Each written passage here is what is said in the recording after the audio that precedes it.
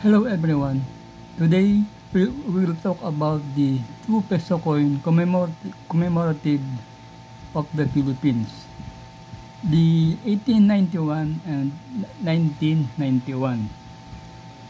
The 1991 commemorative coin with the 1891-1991 dates is a 2 peso coin from the Philippines honoring the 100th birth anniversary of Jose P. Laurel. It was issued by the Bangko Sentral ng Pilipinas in 1991 as a circulating commemorative coin, and each reverse portrait of Laurel. Coin details: Philippines, country Philippines. Denomination 2 peso, year 1991.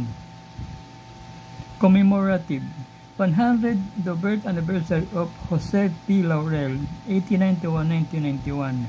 Coin type: circulating commemorative. Reverse head of Jose P. Laurel with the test ika-100 taong Karawan Jose P. Laurel, 1891-1991.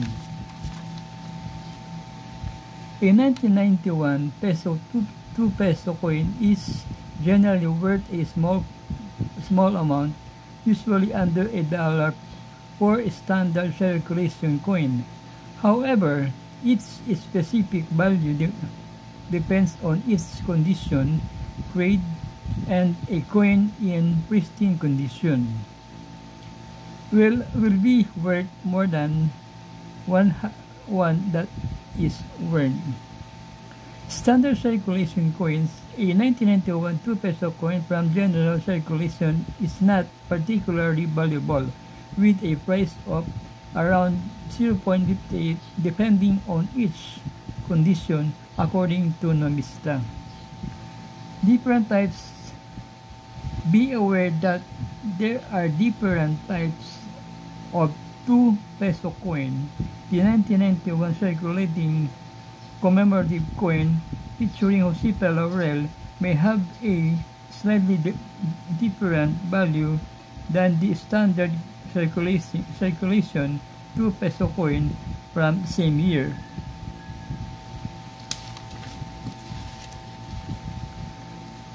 Key factor: the most important factor in determining the value of your coin is its condition.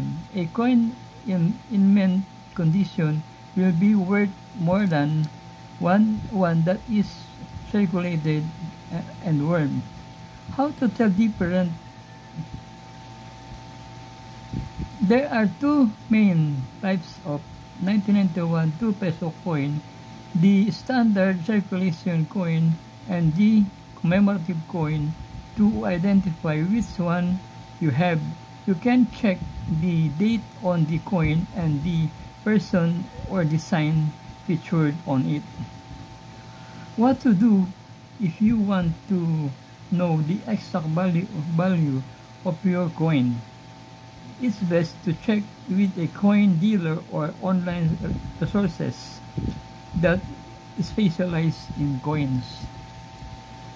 So guys, this is the 2 peso coin commemorative of the Philippines, and this is the obverse of the coin. This is the Central Bank of the Philippines, Bangko Sentral ng Pilipinas. 2 peso at lower, at the center is the logo of the Bangko Sentral ng Pilipinas or Republic of the Philippines. And this is the portrait of Jose P. Laurel, and at the lower side is 1891-1991.